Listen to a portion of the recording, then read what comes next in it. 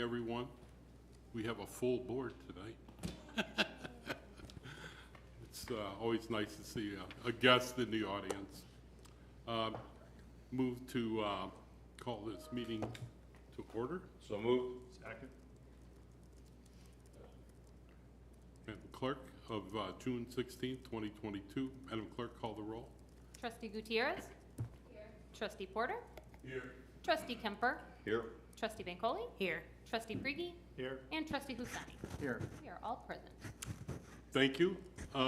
Please join me in the Pledge of Allegiance, and I would ask that you remain standing to honor all those families that have lost loved ones due to violence in our world, and additionally to the tragic loss in her home to Representative Sean Caston's daughter. Apparently went to bed and didn't wake up. At 17, that's rather sad. So we'll stand for a moment of silence after the pledge. Pledge allegiance to the flag of the United States of America and to the republic for which it stands, one nation, under God, indivisible, with liberty and justice for all.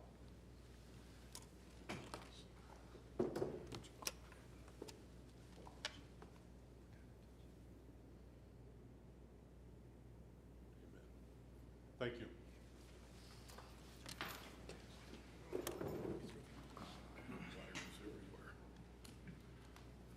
All righty. We have a motion to accept the agenda. So moved. Second. We have a motion and a second. Any changes to the agenda? Yes, one, just the removal of 7A7. 7A7. You want to pull it? From consent agenda. Pardon me? From consent agenda. Oh, from consent agenda. Yeah. You don't want to move it from the agenda. Okay. 7A7? All righty.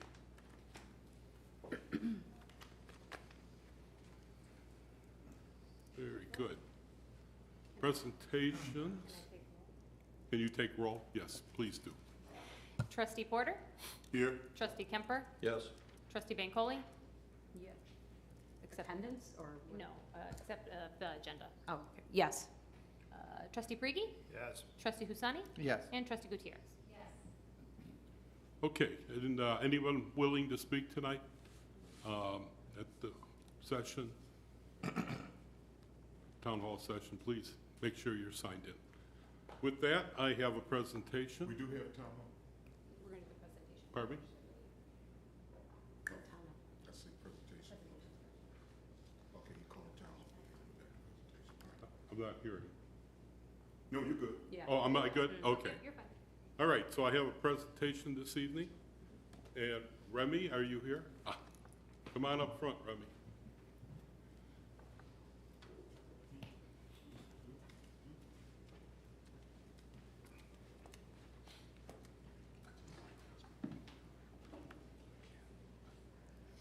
You know what this is?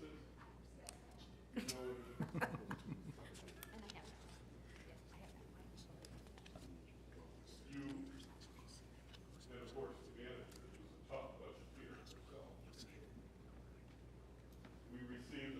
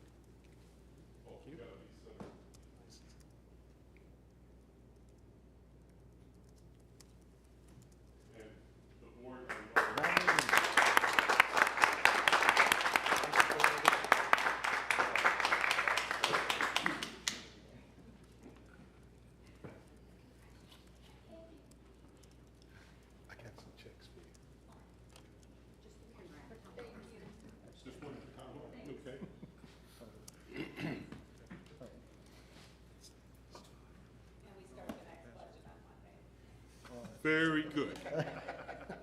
So we have Stephen for Town Hall.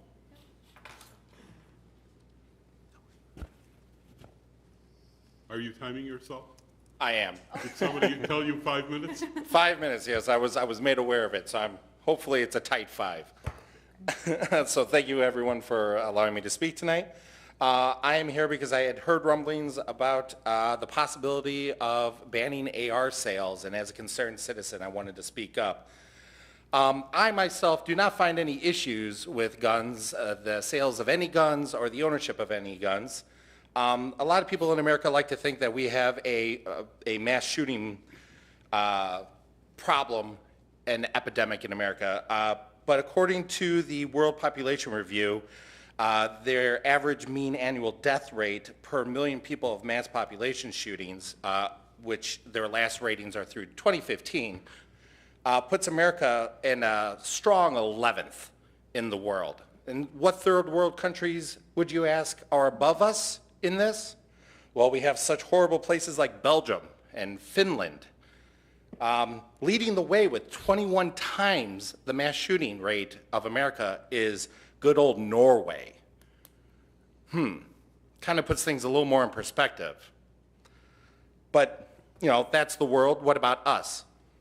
Well, according to the SSRN, which is the Worldwide Reliable Science Network, 1.67 million uses of firearms are used in defensive situations in a single year.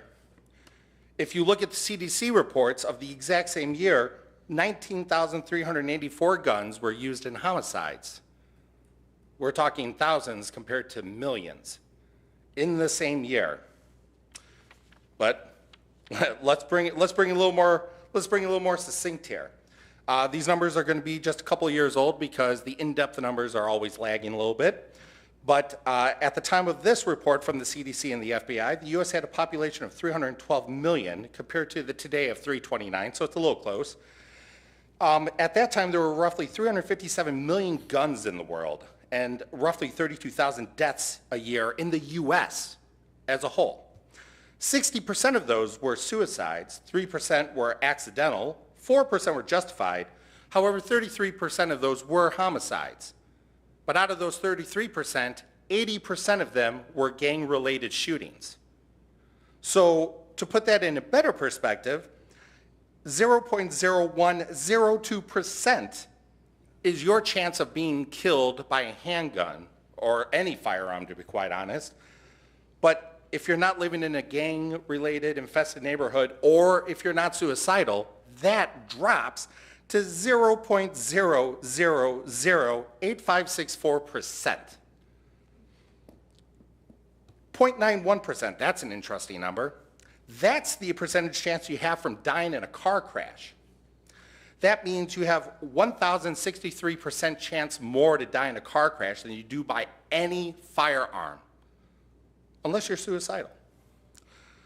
So, okay, that's great, but what about Illinois? What are the numbers there? Well, in 2016, we had, sorry, I closed my phone by accident.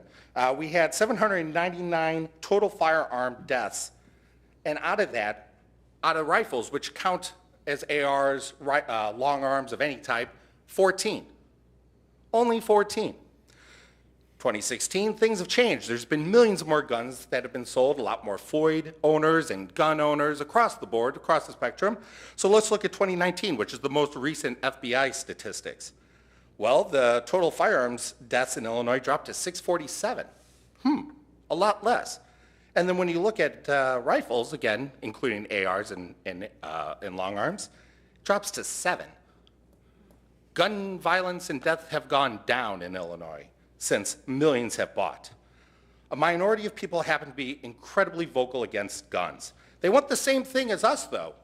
We all want a safe and civilized society. We all want the same thing. However, they do not truly realize how much in the minority they are. Droves of people on all sides of the political spectrum have been discovering the importance of the Second Amendment over the past few years. Democrats and Republicans alike are buying guns and taking classes to be responsible citizens. The only problem the United States has in regards to guns are the politicians that continually try to infringe on the rights that are enshrined in our Constitution. And I hope I'm not over my time, and if I am, I do apologize. Well, you have a whole 27 seconds to go. The whole thing is that people understand the responsibility of guns. Gun legislation only hurts the good, law-abiding citizens. And more law-abiding citizens are being ever more responsible with guns. The only thing that truly protects us in the First Amendment and everything else are the good guys with guns. That goes from police to the private citizen. Stephen, I want to thank you for coming this evening. And This board will be having some conversation among itself during the manager's review. There are always concerns, and I will speak to why I reached out over 5 years ago to this type of gun range. So, thank you. Oh, thank you. And moving on. I am. No, we don't take questions. Oh, no questions. I just want to say that since I want to be honest, I'm not a citizen of Hanover Park. I'm a citizen of Itasca, but I am frequenting the new gun range that's going to be opening, which is why this is even more apparent to me. But I don't want me walking out because I actually have a family matter I have to address. I didn't want to make it look like that I was disrespectful to the board, and that's what I wanted to say. You're welcome. Thank you Take care so of your much. family. Thank you very much. Thank you for coming. Steve. Thank you. Okay, village president's report. I have been gone. I went to Las Vegas on the ICSC, the International Shopping Center Initiative. Our goal there is to take the opportunity to meet with our developers and our shopping center owners, and I can hit most of them when they come out, and that really is a great opportunity. I want to thank Shubra for coordinating all our meetings, and I would say overall it was a successful trip. It is nice that we share many of the costs with our 10 community groups, the Access O'Hare West. I haven't spoken to that. We haven't spoken to that in a while. Not even sure if all board members are aware of that initiative that we have with the 10 communities. Basically, it's the same group on the Access O'Hare. We all get along. We meet and we support one another on that initiative. So I'm not a gambler, so while in Las Vegas, I was quite busy and typically driving Schubert crazy. Where's this? Where's that? Are we leaving now? Are we going? So we did lose our counterpart planner, but she came back and decided to take a job in Oak Brook Terrace.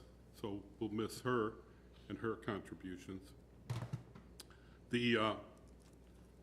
Recently, Harper College had sponsored a partnership meeting, which is a key component for transportation. My initiative around transportation for some time is to bring the 4 townships together with the village so that folks can transition across the township borders. Much of the transportation is taken on by the townships, and there's a number of grants out there. And I'm quite aware that when you look at each grant individually, they may not fit what our needs and requirements are. And so Lisa has a brain and can figure out how to take all these things together. And tomorrow morning, we are meeting with CMAP, who is a source for many of the grants and recommendations. And we're going to talk to them about how can we solve the problem that we have for local transportation. This is not the city of Chicago where you walk to the corner and grab a CTA. We have to work with PACE, and PACE can help us with some initiatives, some grants, some prototypes. I say prototypes, it's really pilot programs. I can never get prototype out of my brain. I did a lot of that when I worked with the FAA. So tonight we'll be having some board discussion on under Juliana's time for our concerns, wants, desires, where we're going with the gun range, and I'll speak to that when we get there. But thank you, Juliana, for giving up a piece of your time as I requested. It's her time, but I thought we'd infringe on that to have some discussion. And let's see. I have written a number of notes today, and most of them are not, what else did I have? I had something else I forgot to write down. It's probably written here somewhere. Mention Harper College, ICSC. I think that's all I have. Move to approve by unanimous vote items on the consent agenda. So moved. Second. We have motion and second. So those items are 7A1, 7A2, 7A3, 7A4, 7A5, 7A6, 7A8, 7A9, and 7A10. Very good. With that, the motion, Christie, if you would call the roll. Trustee Kemper? Yes. Trustee Bancole? Yes. Trustee Prigi? Yes. Trustee Husani?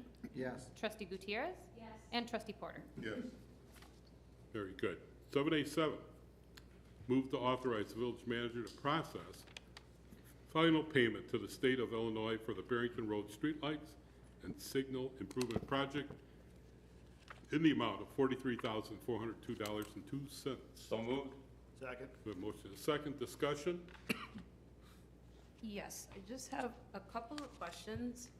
And would I be directing my questions to Remy? Remy? Well, let's,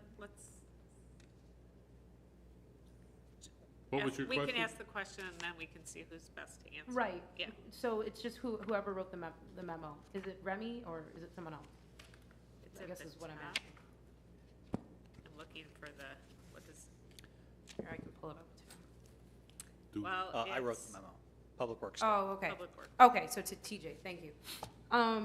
So did IDOT give us a reasoning as to why the final invoice was 5 years late, 6 years late? It's, believe it or not, a standard practice. What happens is we will enter into an agreement for a shared program, in this case for street lighting. This is the street lighting that went from Lake Street of the decorative poles, the tall black poles, the decorative poles that went from Lake Street up to Irving Park Road. Okay. Project coincidentally about 5 years ago. And anytime you enter into a project with the state of Illinois as their partner, when it's their job and they're doing the job, what happens is you agree to eventually pay them back when it gets through their accounting and their audit processes. 5 years is about average for how long it takes. It used to be that we had huge sums of money in the budget sitting there for projects that we knew at some point in the future they would eventually charge us. And we track them, so we know what's out there and what will eventually come due. But we never actually know how long it's going to take. 5 years is about average. It's been significantly longer than that at times. And occasionally one will slip through where it's just 2 or 3 years. Okay. But this is very common. Okay, that's good to know. And then the $43,000 figure that they said our final invoice was, is that accurate? Is that what we were expecting for this final invoice? Yes. Okay, so it's accurate. Okay.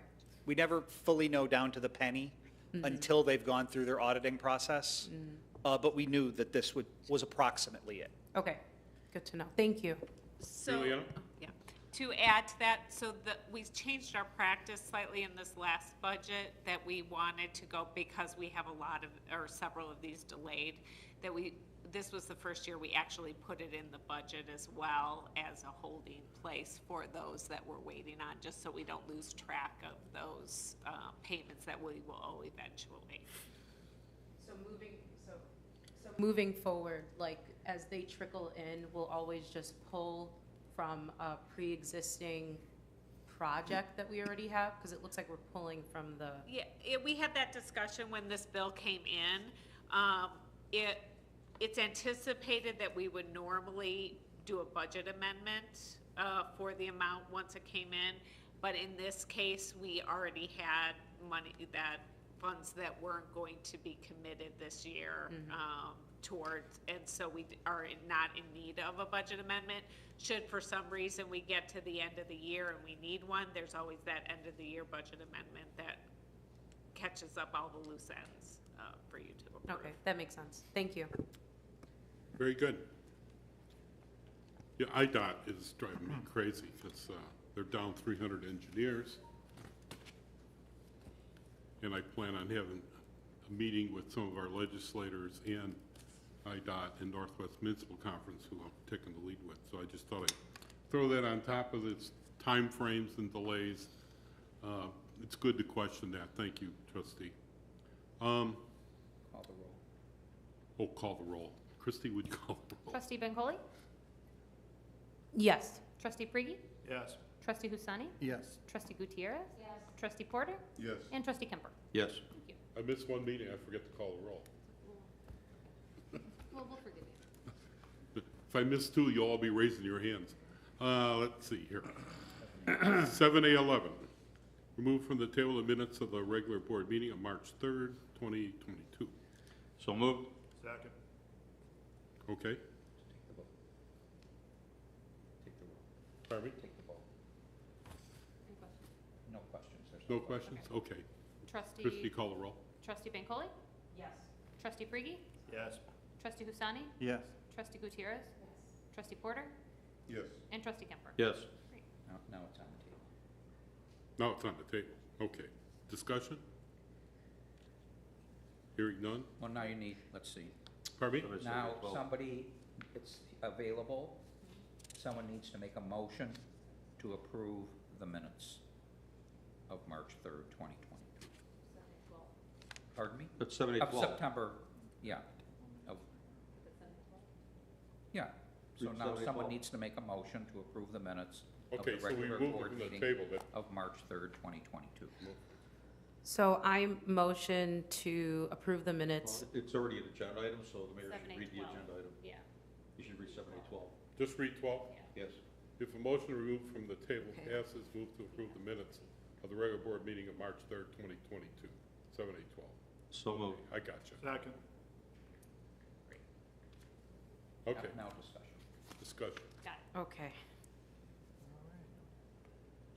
Any There's discussion? no discussion. No. Okay. No. All right. Call the roll. Motion, Christie, call the roll to approve the minutes. 11 and 12. We already They did were, 11. they were This is 12. previously removed, so we Now- have to, Now we you're have just to add voting it back. on Trustee approving the Frigie? minutes. Yes. Trustee Husani? Yes. Trustee Gutierrez? Yes. Trustee Porter? Yes. Trustee Kemper? Yes. And Trustee Bancole? Yes. Good, I'm glad everybody gets it. All right, It was nice to see you. 7A13, move to approve warrant 616, 2022 in the amount of $630,978.99. So moved. Second. With motion is second, discussion. Hearing none. Christie, call the roll, please. Trustee Husani? Yes. Trustee Gutierrez? Yes. Trustee Porter? Yes. Trustee Kemper? Yes. Trustee Bancole? Yes. And Trustee Frigie? Yes. Very good. 7A14, move to approve warrant paid in advance, 5/27, 2022 through 6/9/2022 in the amount of $1,047,606.04. So moved. Second. The motion is second. Discussion. Hearing none. Christie, call the roll. Trustee Gutierrez? Yes. Trustee Porter? Yes. Trustee Kemper? Yes. Trustee Bancole? Yes. Trustee Frigie? Yes. And Trustee Husani? Yes. Thank you. Very good. Village manager's report. Juliana, do you have anything other than what I suggested we have discussion? I do not have anything on the agenda. Okay, so given that, I think a little background is important here. 5 years ago, I reached out to a gun range, a quality gun range that invested in training. They pushed the envelope on the Brady bill, which calls for background checks at 2 days. If they don't hear, they can go ahead and sell whatever gun they're selling. They push that out until they do get a report. So I found a quality gun range. They opened up in Naperville about 3 years ago, and I've been in touch since they opened with the mayor of Naperville. And he said, no, it's the best thing that ever happened. The education and training that comes out of there, people come there to learn the right usage and concerns with use of a weapon. So I was really optimistic. My goal through this whole thing is about building revenue in the village of Hanover Park to keep the taxes off our residents. Homeowner taxes are a killer. We've managed, Juliana, what, 6 years to keep from? 6. Remy agrees. Okay, if Remy agrees that I'm in good shape. For 6 years, we have not raised property taxes. I think, given the inflation and everything that's going on, we may be seriously looking at raising some kind of property tax to cover all the impacts. I'm happy, always happy, Remy, to see you shaking your head, because I'm not an advocate of raising property. I believe working within our means. But reaching out to them back in 2013, Bernie spoke, gave us some feedback. Thank you, Bernie. I was looking for that on, and Juliana helped facilitate that. Thank you, Juliana. We had this room packed to the gills, and Rick Roberts was in charge. I was at a U.S. Conference of Mayors, and it was all about, we had 10 days to take, retain our responsibility that I saw to have some oversight on gun control, gun issues. And that was made, we slept on that right.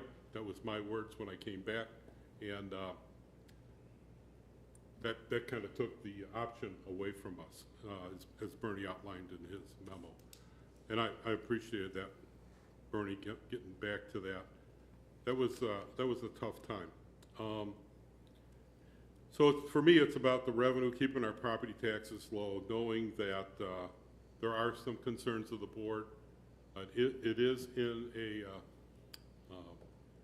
industrial park. I did check when we were seeking that with the schools, and the school felt, no, there's a major highway between them and there. The church said, make sure they insulate well so it doesn't interrupt my sermon. That's how the dialogue went when we were pursuing that. And I think it's a quality initiative. While I was gone, one of my goals, I sat down with the social, I forget the title, social and something else committee. And I was with the mayors in discussion about concerns of these automatic weapons. And we sent quite a lengthy, I believe I shared it with the board members. It's a concern today. We can't have wild men entering our schools with automatic weapons. That's just unacceptable. Some of the communities have accepted it. Some of the larger communities have accepted it can happen at any time. I think working smarter, not harder, is the key component here. I did sign off on that. It did go to Congress, and the leaders in Congress are working on that today. I understand I haven't seen what their bill is, that at least they're breaking down and they're going to come forward with something.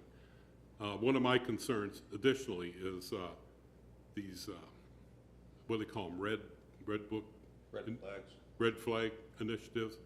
So if a child that's under 17, it turns 18, that gets swept off the books. That shouldn't be. If there's a mental health component and they're a danger to society with weapons or guns, that should not get wiped out. So Congress is looking at that. There's people a lot smarter than I am drilling down on that. I believe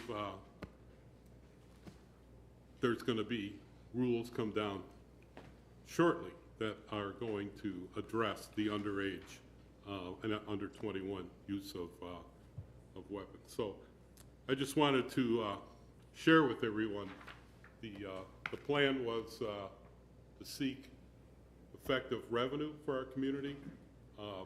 We stopped them from going Bartlett. They would have been right next door. I'm real pleased, and that came about because of working with them for a long time. So I know they're just not a fly-by-night company. They're very strict on the rules. Our police chief has met with them and pretty strict about how they do things. They're not going to sweep anything under the carpet. So they want to operate above board. So I do want to hear from the board, and I don't know how you want to do this. Each take a turn, or Before I do have something I want to hand out, and it's regards to the FOID card and what they look at before they issue. Trustee Kemper, you have the floor. Okay.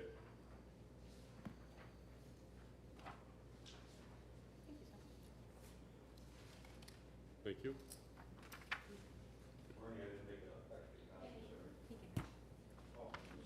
The clerk will surrender hers.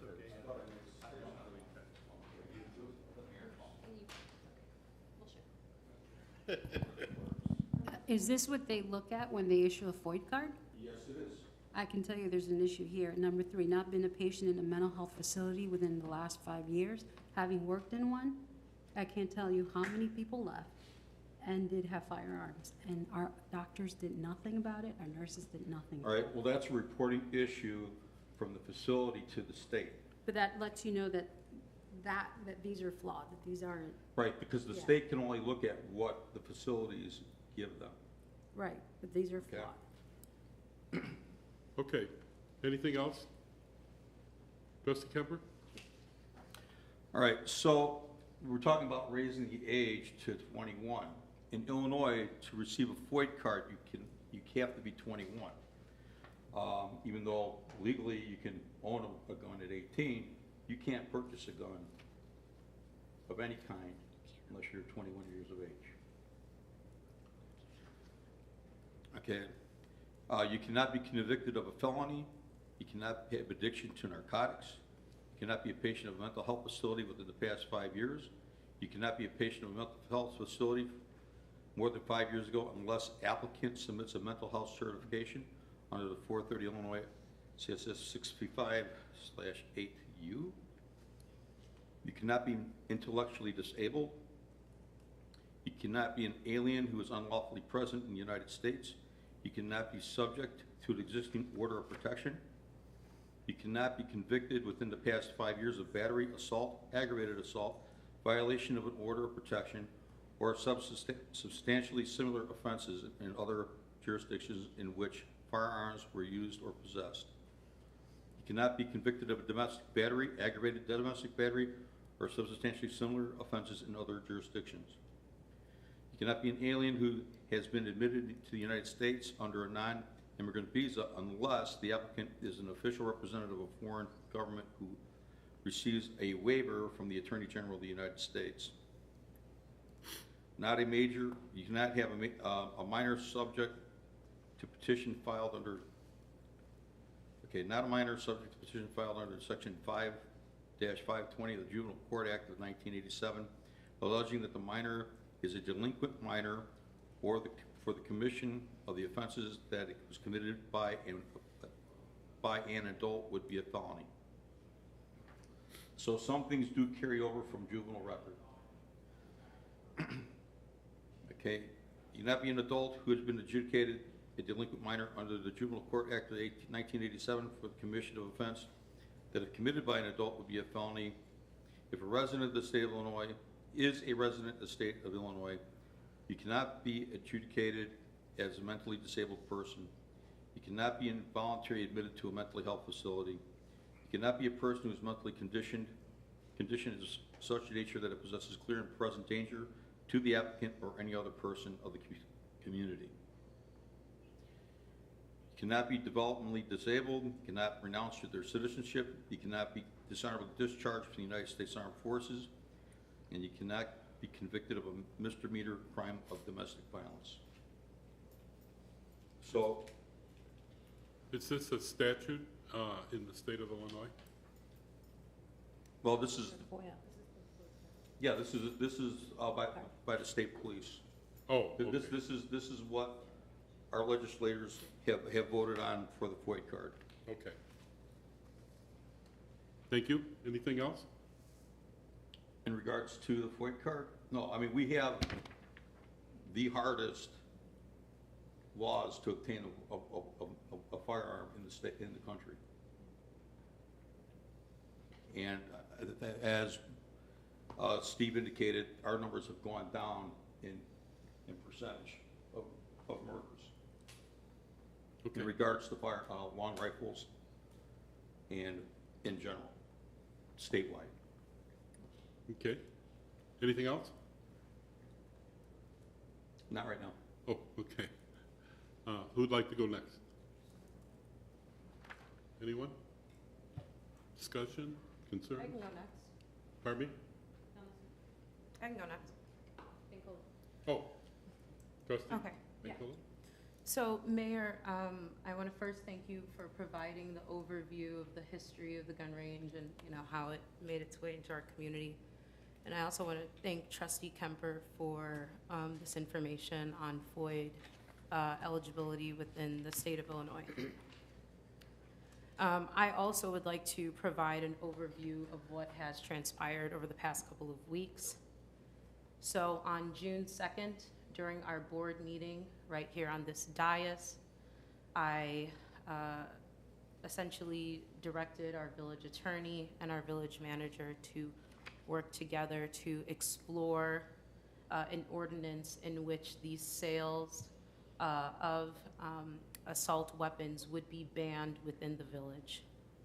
I made this statement, and the following week, 3 other trustees then said that they were also in favor of exploring an ordinance in which this specific type of assault weapon, specific type of gun sale was banned in our village. So I just want to make that clear. That's 4 trustees have already stated that they are in favor of exploring an avenue in which the sales of assault weapons are banned within the village.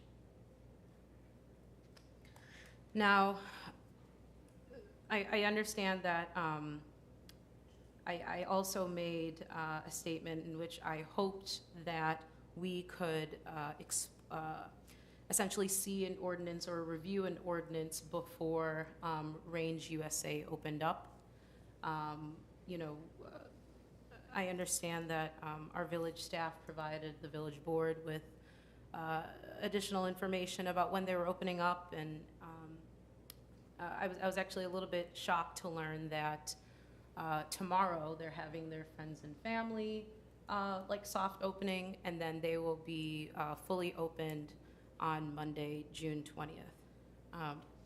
And so I asked, it's a gun range, it's also a gun shop. I would like to know, what exactly they're selling in this gun shop. And our village staff was able to confirm that AR-15s and other semi-automatic assault weapons will be sold in this store.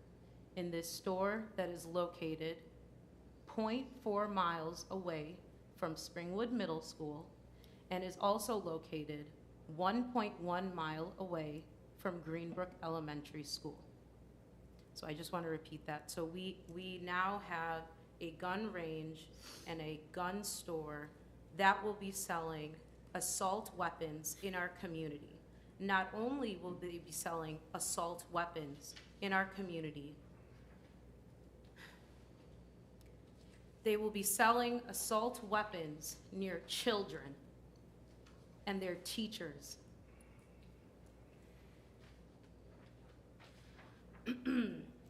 Excuse me.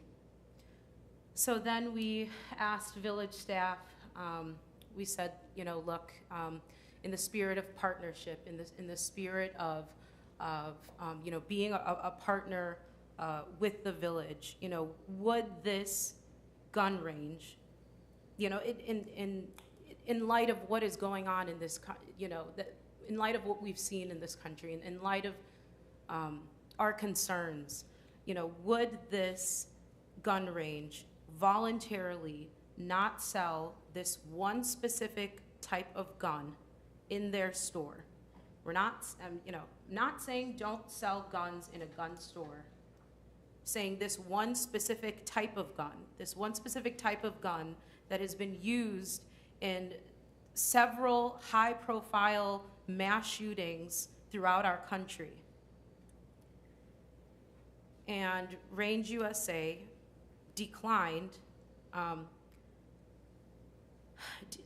essentially declined what we had to say, and so they will move forward with selling these weapons, again, half a mile away from children. And so I'm not only very disappointed, and I understand that they bring an educational component, they bring a component in which sales tax will be generated. I understand that.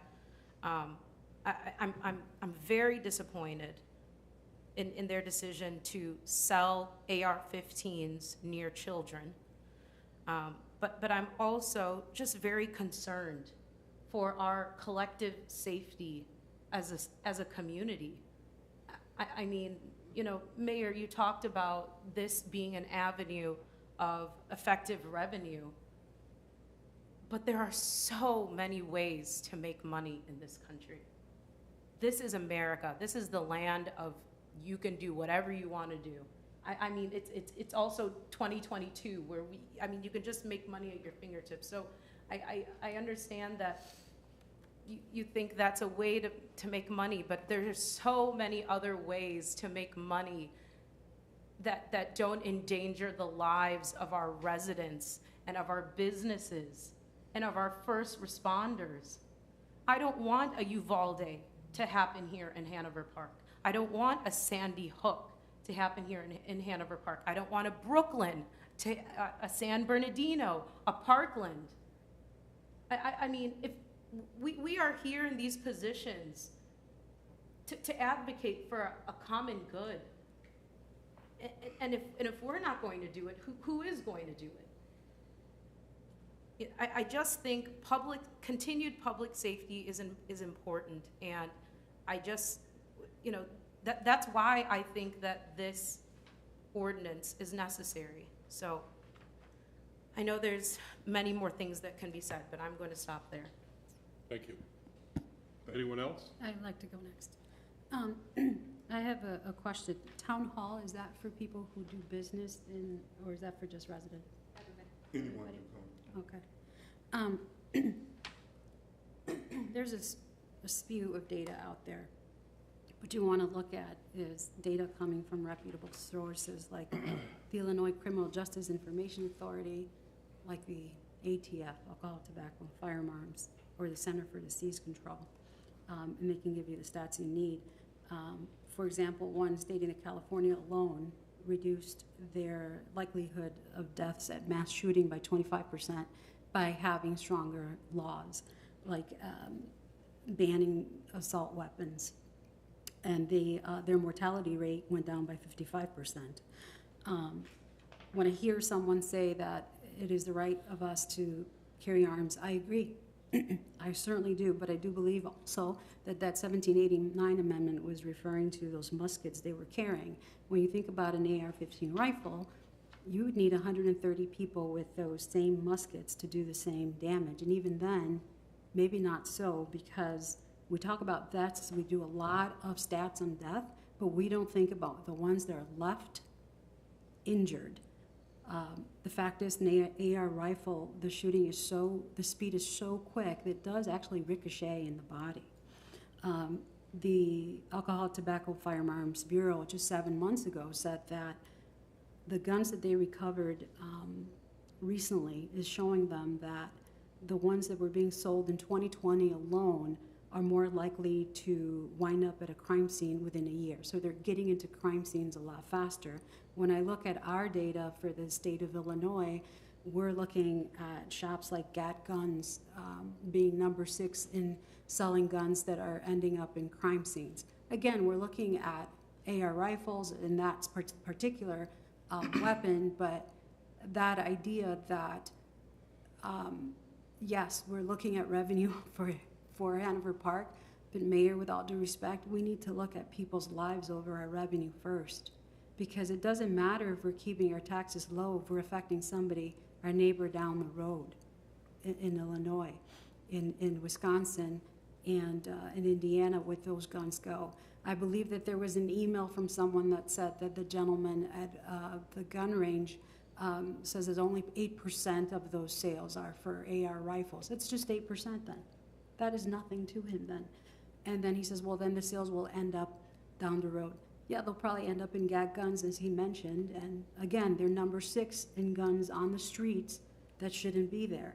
So when you've got 4 of us agreeing, it's something that we've carried for a while. And we're not saying that you don't have a right to bear arms. You have a right to bear arms. You don't have a right to carry. Who wants to carry? And why do you need a military-style rifle that will kill so many people, that will shoot, what, 45 rounds in a minute? Why? Why? Can I answer that? Yeah, why do you need The that? Second Amendment. Do we understand what the Second Amendment is Yes, written for? and they were talking Do we about understand what the Second muskets. Amendment, it was not made for hunting. It was not Right. made for It just says that- home protection. Yes, a well-regulated militia being necessary to the security of a free state, the right of people to keep and bear arms. Back then, they were using, Well, that was back then, Muskets. but technology advances, and even back then, technology advanced.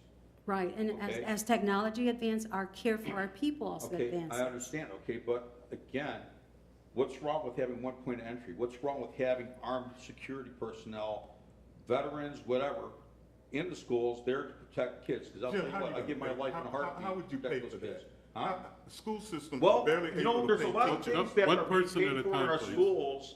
There's a lot of things that are being paid for in our schools. And here's an interesting thing that I heard today, that now they're considering having a drag queen in every school. How are they gonna pay for that? What does that have to do with? Well, no, I mean, you're asking how are they gonna pay for it. I'm asking how they're gonna pay for that. I don't even know what that's about. I don't know Well, what you're talking about. it was. Here's the slippery talk slope. about. Here's the slippery slope. The, A young man, and let me finish my report, by the name of Kyle Rittenhouse, thought he was one of the good guys. That's the slippery slope. And there's a lot of men like that they think they're the good guys. But Kyle They're not Rittenhouse police. defended himself. Right, but with all due respect, they are not police. I understand that. They are not But he police. did defend himself. I don't know whether he did or Granted, not, he is not police. He had no right.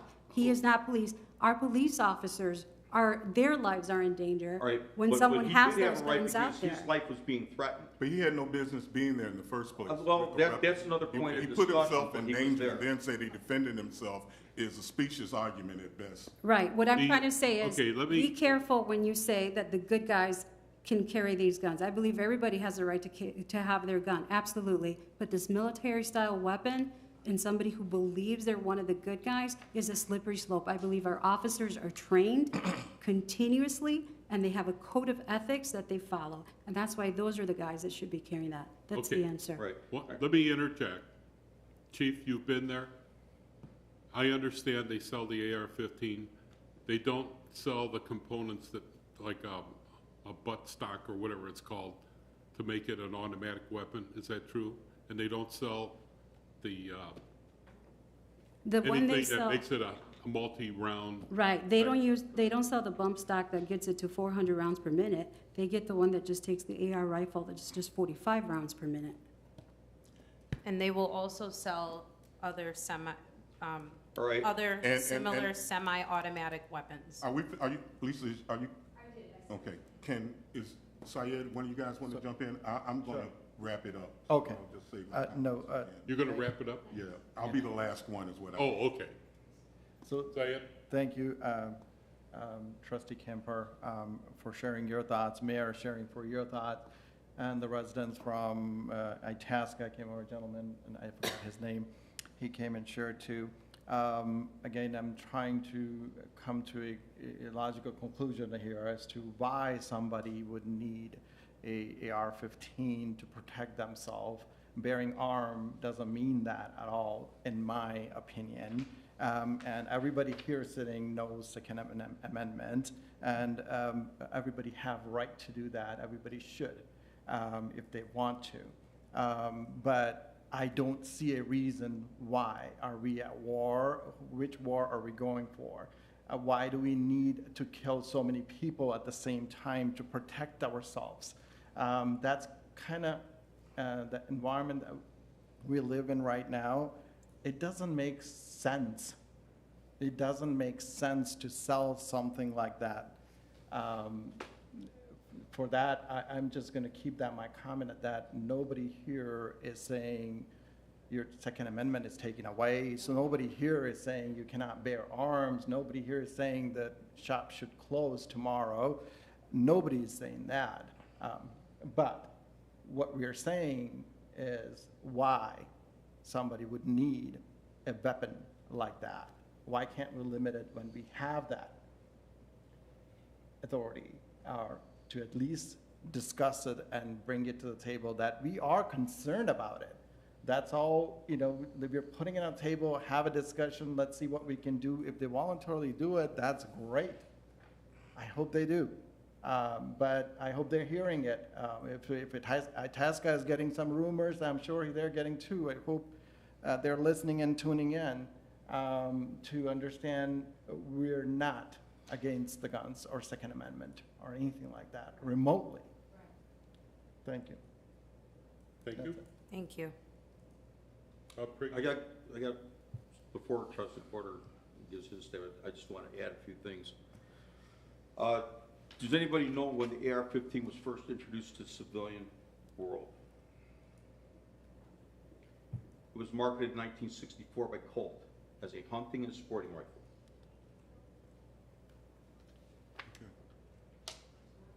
From 1982 to 2013, and I don't know why I couldn't find anything more on this,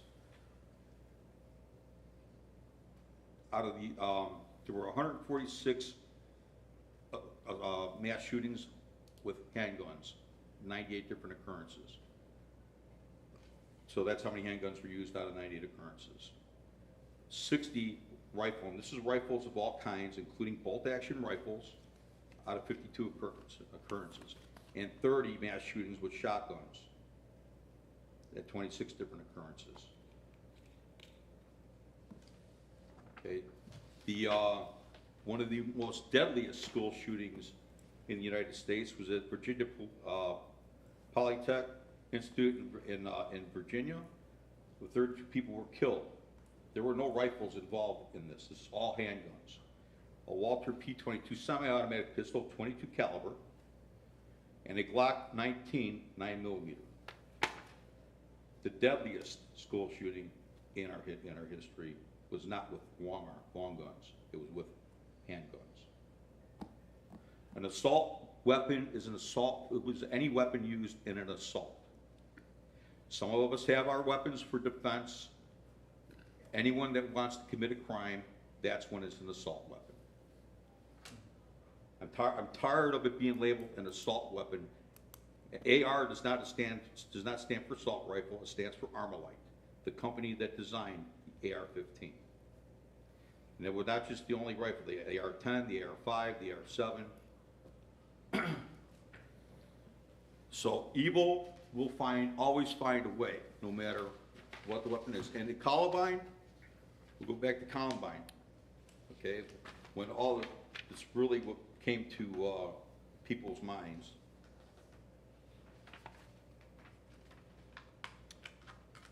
Anyone else? Hold on, I'm there. Thank you, sir. Okay, so Columbine, there were 13 people killed.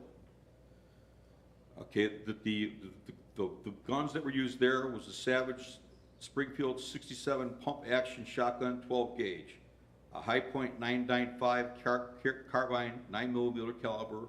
The carbine is a rifle. Pipe bombs. A Tech 9 semi-automatic handgun 9mm. A Stevens 311D double-barrel sawed-off shotgun. It doesn't matter what weapon you ban, they'll always find a way.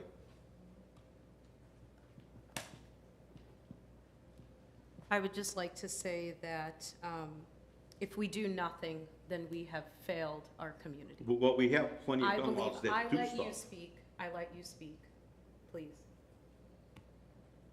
I believe that if we do nothing, we have failed our community.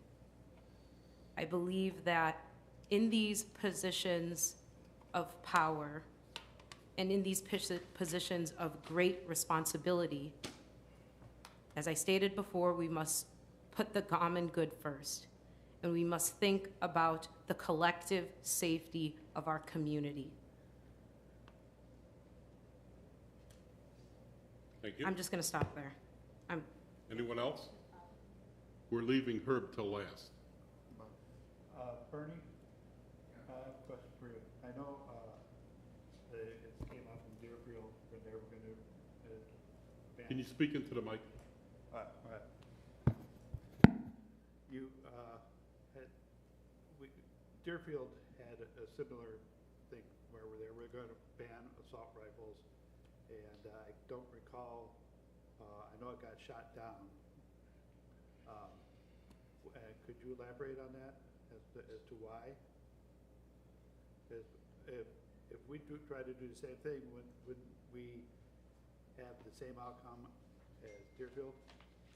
So my understanding of the Illinois appellate court case involving the village of Deerfield and its ordinance did not have as any issue in the case the Second Amendment. The only issue in the case, I believe, was the authority of the city of, or the village of Deerfield to enact their amendment, which forbid the possession, sale of assault weapons. And so the Second Amendment wasn't really involved in that case. The court actually held that Deerfield did have the authority, the power, to enact such an ordinance because they had not been preempted. They had not been preempted because they had passed an earlier ordinance within the time permitted by the statute in order that there not be preemption, and they were allowed to amend their ordinance. And that's the only issue really, I think, in the Deerfield case. As I said, it did not involve the Second Amendment. And so the court upheld Deerfield's ordinance pretty well on that challenge that they didn't have the authority. But that was what we slept on our rights to protect ourselves into the future. Yeah, so so under the Illinois system provided to us by the Illinois legislature, you could have an ordinance that defined an assault weapon. That was a requirement, that you actually, in your ordinance, defined an assault weapon. And you had to have passed that ordinance either before the legislation took effect or on the date that the legislation took effect, or within 10 days following the date in which the legislation took effect.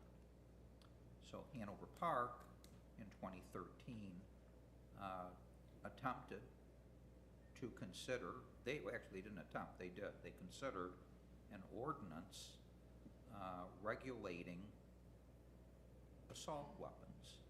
They defined that in their ordinance, which the statute required them to do, and they had that ordinance prepared. It came to the village board. The village board considered it. There were lots of people in the room at the time, many speakers, and ultimately the village board voted it down. What the village would have had to do in order to preserve their authority, I believe, would be to define an assault weapon and pass an ordinance that was inconsistent with or conflicted with the state statute concerning assault weapons. So that's the, that was really the issue that was part of the issue in Deerfield. The other part of the issue was a further amendment after that time expired. And the court, in following the statute, said that since they had taken action in 2013 or before, and since that action was in accordance with the statute, that is, they defined assault weapons, etc., and that their ordinance was inconsistent with the state's system on assault weapons, that they, according to the statute, were allowed at a future date to amend, because the statute says you can amend it. And so that's what they did, I think, in 2018, I think. And then they were challenged. And I think they were challenged both on their original one, but on the 2018 one also. And that was the issue in that case.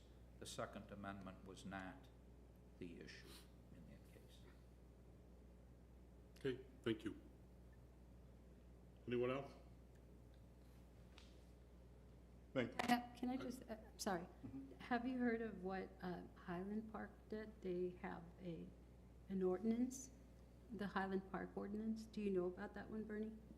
Right, so I think that you received an email from me concerning the Highland Park case. Highland Park did pass an ordinance, and in that case, the Second Amendment was an issue. And that case, I guess, was decided in 2015. There's a Seventh Circuit opinion from the U.S. Court of Appeals, and then I believe that case was even appealed to the U.S. Supreme Court. But again, that case did not address the issues that were in the Deerfield case. That is, the authority of Hanover Park to pass such an ordinance. It truly was just the issue of whether it violated the Second Amendment. And basically, Highland Park was successful in their efforts. But I think the issue for the Village of Hanover Park is not really the Second Amendment issue, but the issue of the authority of the village to now pass something that is inconsistent with what the legislature has provided. And so, you know, in Illinois, you do have the state legislature that could, if they decided to, remove that preemption, or could, if they decided to, address the issue head-on and pass legislation in their wisdom as they see fit concerning assault weapons and their possession and sale. And they have done that, but they haven't banned them from the state of Illinois, or so, you know, that's the issue. I was just reading an article recently about I don't know if it was Denver, Colorado, it might have been Denver, who had been preempted by the legislature and could not pass an ordinance, and ultimately the legislature lifted the preemption, and they did pass an ordinance concerning it. And I think they just did that this year.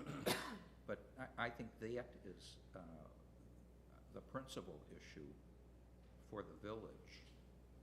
If they want to have such an ordinance that regulates assault weapons in a way that's different than the way the state does it, then you have to somehow get around or eliminate that preemption. Thank you, Bernie. And one of the reasons I sided with mayors, and there weren't a whole room full of them, but there were about 8 of us, sent a request to Congress with a number of bullets, and I shared it with the board, and I think that that's appropriate at that level. Us enacting something that's inappropriate, is that what the word you used? We don't have the authority, would open us up to lawsuits. I'm typically not afraid of a lawsuit, but my greatest demand in this community today is to fix the streets. And I don't want to take that money, put it toward a lawsuit that would be a loser in my mind. However, I do hear that we need to do something somehow, some way. Or I don't want to take the words out of Trustee Bencoley's mouth, but you know, to walk away and not do anything doesn't seem appropriate either. But those are concerns that I have. I think we've wore this out. Trustee Porter asked for the final comment. Well, no, just from the board. I mean, we can go back and have discussion, but I just wanted to state for the record that a couple of things have been stated here tonight that I vehemently disagree with. First of all, thank you, Trustee Kemper, for this paper on the FOID card. However, when I go to the Illinois State Police and look at the PDF for the FOID card, it's a one-page application with 11 questions on it. So the 20 or 30 things that are listed here are not covered in your application for a FOID card. A lot of those, I can barely get my doctors to share my information when I change insurance plans. There's no way that the Illinois State Police is checking mental health records and getting all of that information and then applying them against FOID card applications. That's just not happening, and it's unrealistic and disingenuous to suggest that that kind of comprehensive background check is going on. In fact, that is what the legislation is calling for, is comprehensive background checks, not this cursory thing that Illinois does with the FOID card. So that's my first objection there. My second thing that I would like to say is that it's also disingenuous to suggest that somehow the United States is a beacon of safety and safe use for firearms when compared to other nations and other countries. By all counts, the United States ranks second in gun deaths amongst all industrialized nations, ranking only behind the country of Brazil. Now, if you do go and look at deaths per capita and you compare it to other countries, we do fall behind places like Venezuela, Colombia, and where the cartels and cartel violence and that type of thing is happening. I don't think that's a good barometer and a measure for that we want to compare ourselves against as to what's happening in cartels, countries, and in countries where the drug trade is responsible for, you know, so many deaths. So that's not an apples comparison to compare us against countries that are part of the drug cartel in South America and in Mexico. So that argument doesn't hold a lot of water for me either. I want to go to the issue of protection, home protection. We have officers of the law that are in here, and I'm not an officer of the law, but I've read about guns, and I would venture to say that none of them would recommend having a high-velocity AR-15 weapon or even a Glock for home defense because of the velocity of those bullets cut through walls, cut through buildings, and if you're trying to protect your family and you're shooting that weapon inside your house, basically, no offense, you're an idiot to shoot that kind of weapon in your home where you may have children and other family members in other rooms and you let loose with that kind of high velocity round. from everything that I read, and I was a student of guns, I looked at them, I read them, I got Guns and Ammo magazine, I did the whole thing. I was, you know, a real proponent of it until I realized the danger that they represented. And they are not what you recommend for home defense. A shotgun is usually the preferred weapon for home defense, or a lower caliber revolver or is preferred, but not even a Glock 9mm, because they shoot bullets at such high capacity. They're not recommended for home defense, and certainly not AR assault rifle is not recommended for home defense. And it's not fair, or it's not even right to suggest that is the case. So I take offense, or I object to that characterization of the weapon. There is when I was growing up, and when I was younger, there was a movie that came out. It was called New Jack City. And in this movie, it was all about this gang that took over a housing complex to sell drugs to this community. I grew up in Inglewood, and it was a very highly concentrated, drug-infested community that changed when heroin and the crack epidemic became so prevalent in our country. One of the lines from the movie that was also true in the community that I grew up in is that a community activist approached the main drug dealer, and he said, if we don't sell this drug, they'll just go someplace else and get it. So we're simply meeting the demand, and we don't have any responsibility for that, because if we don't sell it, they're going to go someplace else and get it. And that's what I hear us saying about selling these weapons in our town, selling these guns. We're selling, well, if we don't do it, they're simply going to go somewhere else and get it. That does not justify us selling these weapons and making these things available because they can go somewhere else and get it. That's not a justification. The other justification is we say, oh, well, we get revenue. There was another line in the movie where there was a pastor of a local church, and he was allowing the gangs to store their drugs in the basement of his church. And the same community activist came to me and said, Pastor, how can you allow these gang members to store these drugs and their guns down in the basement of your church? He said, because they're paying me.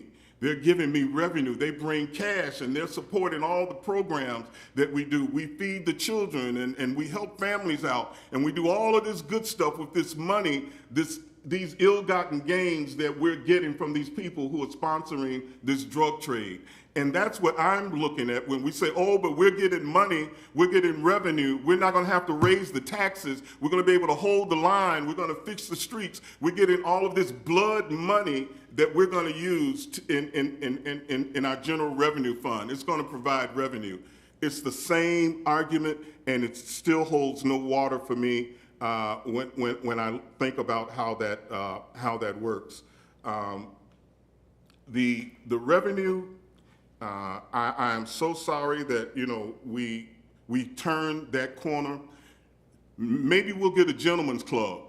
They generate a lot of revenue. Maybe since we have no boundaries and since everything is legitimate, let's get a gentleman's club. Let's have that in the community. Since we've gone that road, we took a stand against pawn shops and against payday loan stores, and we did referendums and moratoriums on those type of businesses, and then we turn around and allow a gun shop into our neighborhood.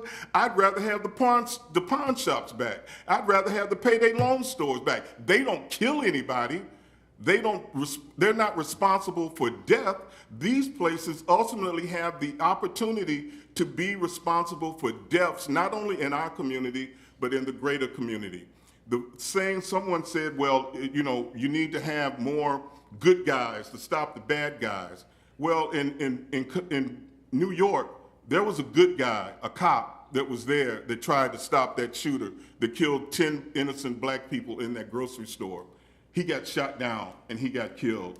In Uvalde, there were 19 police officers standing around on the outside while the shooter was inside massacring 19 children and a teacher.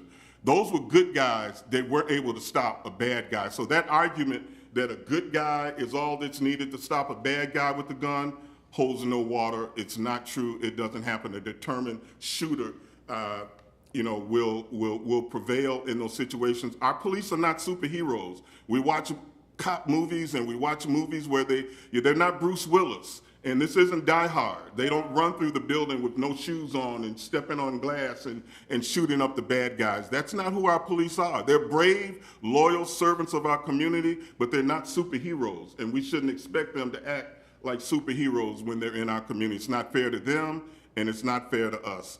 I think that this is a horrible idea. The fact that the gun store says that this is only 8% of our sales, for the AR-15 weapon, and we would lose revenue. I cry crocodile tears for them about that. I think that if they wanted to be a responsible community partner, that they would seriously consider not selling this weapon as an appeasement to this board and to the members of this community who are against this type of activity in our town. The proximity to our schools is unconscionable. You may have asked some of the administrators in those schools what they think about it. They probably don't live in those communities. You didn't talk to the parents. You didn't talk to the grandparents. You didn't talk to the parents and the folks that are raising those kids and sending them to school. How do you feel about a gun store being this close? You go in and talk to an administrator, and then they go home and they go back to Oak Park or Oak Brook or whatever other town that they live in. They don't live in this community. We speak for the residents of this community. And I know that there is a lot of opposition. I received phone calls, text messages from people who are saying, how did you let this happen? How did Hanover Park let this happen? And to say that they would have gone to Bartlett, I've talked to the mayor of Bartlett, they would have no part of a gun store in Bartlett. They may have thought they were going to Bartlett. Bartlett wanted no part of this, and they probably were turned down by other communities who wanted no part of this. I met these guys at the conference, the International Shopping Center Conference, about 5 years ago. They came and approached us about building a gun store when we were in Las Vegas. And I met these guys, and I told them at that time that I was opposed to them coming to our community and opposed to coming to our town, and I've not changed my position on that.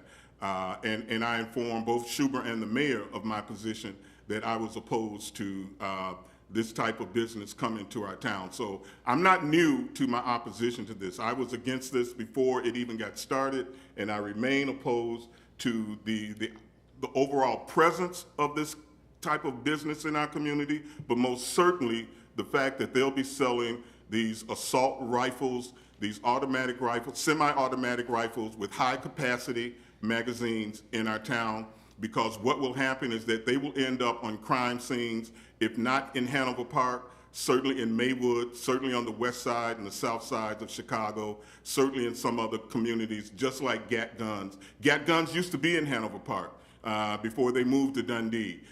So, there's nothing to say that they're a reputable business organization. Well, like I said, I've seen some really nice-looking gentlemen's clubs when you look at them. They're very nice buildings, very ornate, very well-structured and built, present themselves very nice. You wouldn't even know that it was a gentleman's club until you went inside. So why don't we do that as our next line of business? Let's have some gentlemen's clubs. Let's take Hanover Park. Let's do a race to the bottom, which is what it seems like this is for Hanover Park. We're in a race to the bottom, and I, for one, am totally opposed to this operation. I've said too much. I've said a lot last meeting, and I've said something at the meeting before that. I think my views are very well known, but I just wanted to, have this say, and I yield back the floor. Thank you. And we've been fully aware of your passion on this matter.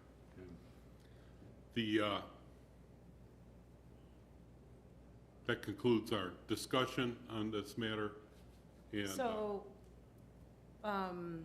before we conclude, I think that, again, and I said this 2 weeks ago, I said, discussions are great, they're needed, I'm glad that we were all able to discuss this. I'm glad that our public, that our residents are fully aware of how, each of us stand on this. But I also am a firm believer in action. And so I would like to conclude this discussion with some clarity as to our authority, as to the ordinance that 4 of us said that we were in favor of exploring. I understand the risks that are associated with this ordinance, but if it saves a child's life, is it not worth it? And so, again, I look to Bernie, I look to our village manager to essentially do what the board, a majority of the board has asked you to do, which is to produce an ordinance for us to vote on in which the sales of these assault weapons are banned in our village. Bernie, I know Attorney Paul, you've talked about authority. I would encourage you to continue to research the authority that we have. I understand that there are also other communities within the state of Illinois that are also exploring this exact same ordinance. So I am confident that this is something that we can pass in our community to ensure continued public safety. Well, just let me say this. I have no problem further exploring anything. That's something that I certainly could do. I don't know if the board wants me to do that or not, doesn't want me to do that. I'd appreciate to know what these other communities are if I'm going to do that.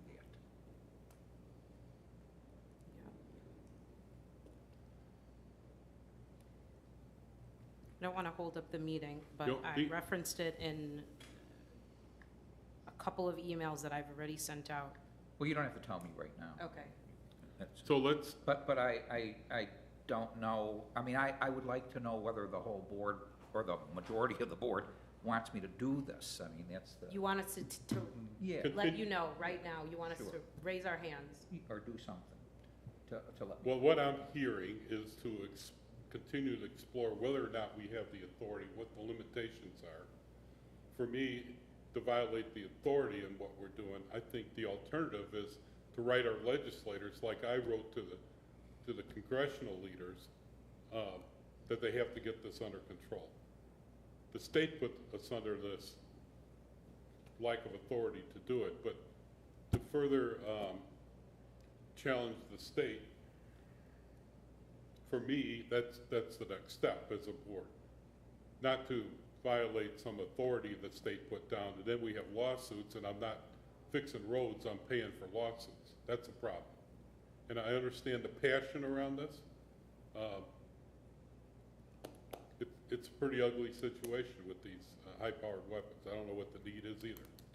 So Maybe, the direction going forward, I would suggest, is to see what rights we have around this lack of authority that we seem to have. I think you've So identified- respectfully, Mayor, Yes, so that is a portion of what 4 trustees have already directed. That is a portion. So of course we want to know more. Of course we want to know all the answers. Of course we want to be fully informed when we make a decision of this nature, of course. But we also would like an ordinance so that we can move forward in a way in which we are very clear about what can and cannot be sold in our community.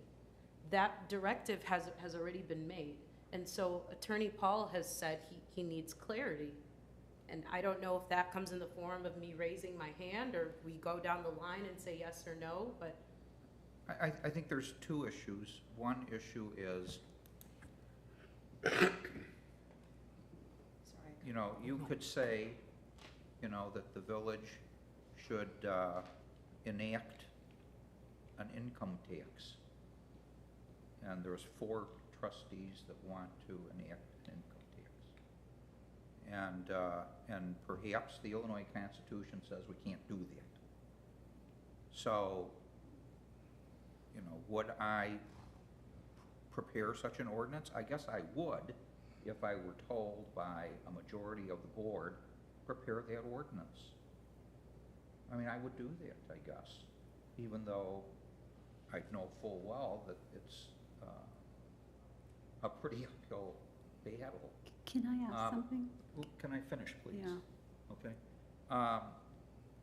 So I think that if four trustees, you know, after reading whatever I've written or getting a copy of the email, if they've read them, understand them, and they still want to proceed, that's one thing. I guess in order to maybe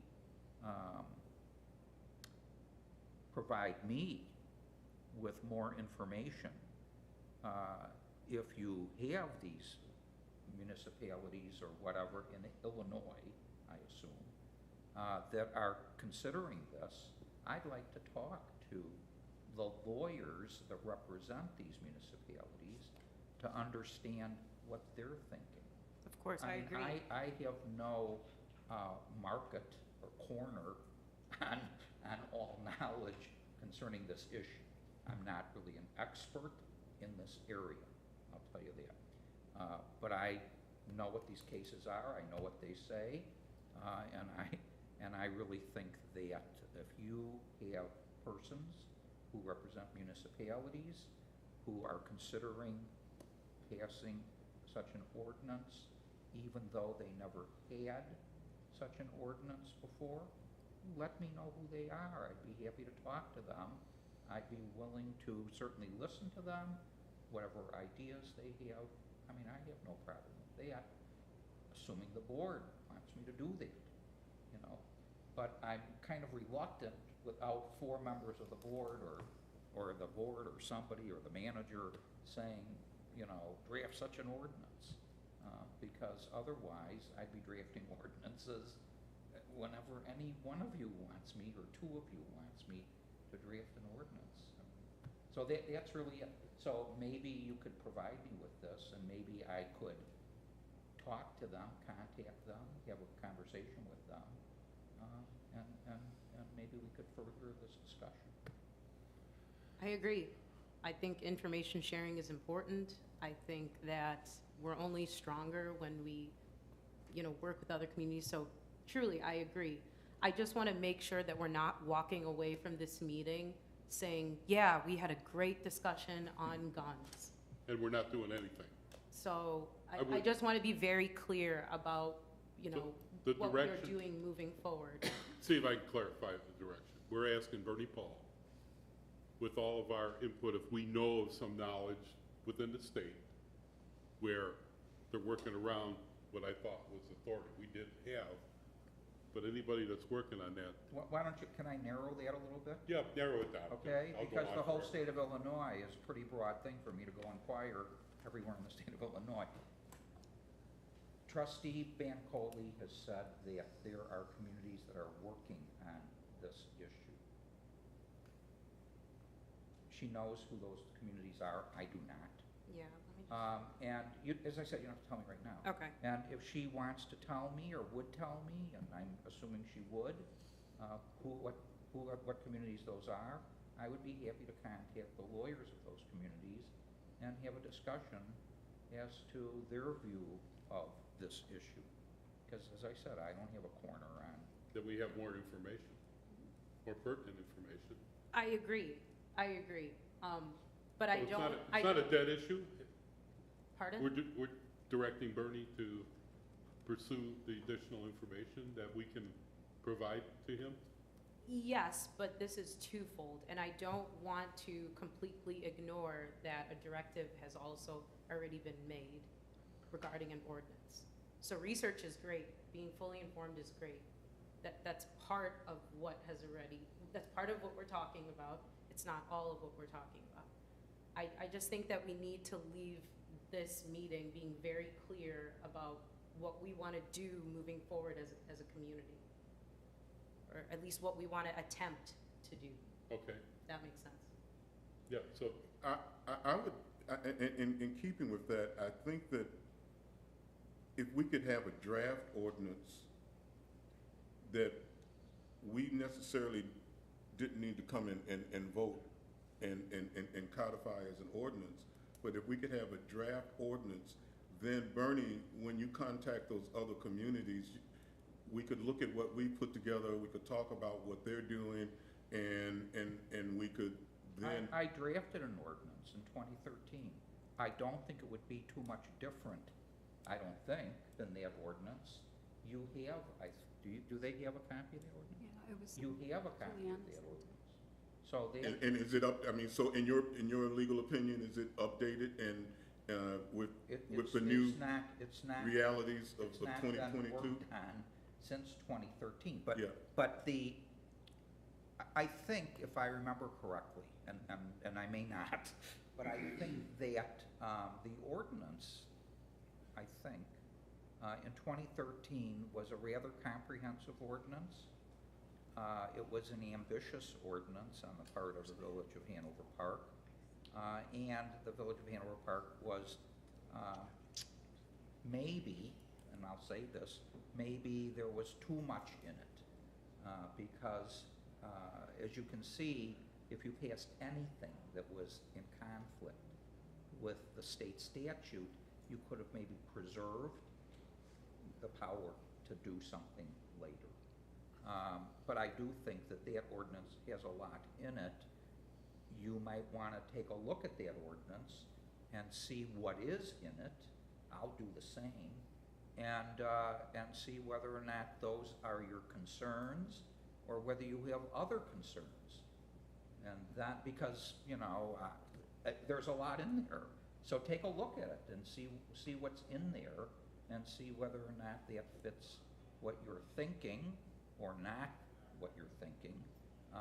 But in the meanwhile, I do think that there is this substantial hurdle which would impede you from accomplishing perhaps what you want to accomplish. And I do think that that needs to be foremost in your minds, and it's foremost in my mind. And as I said, I'm more than willing to have conversations concerning that issue. And I agree with that. You know, my initial recommendation, because I was aware of some of the past things that had happened with some of the other communities and rulings from the Illinois Supreme Court, I think you and I had a discussion about taxation on items that are sold, placing taxes on the sale of certain items, and also on adding a fee for the use of the range. And those things come within the purview of the village board. You said fees and taxes are things that we can levy that don't necessarily run askance of any type of Illinois statutes that currently exist. Is that still, am I misrepresenting your opinion, or? We had a conversation, you and I. We talked about a number of things. Among them was that Cook County tax on ammunition and things of that nature. I don't know the history of that tax. I don't know if this preemption issue has anything to do with this or not. I'd actually have to look and see. But I would say that there are always, you know, other ways of dealing with things.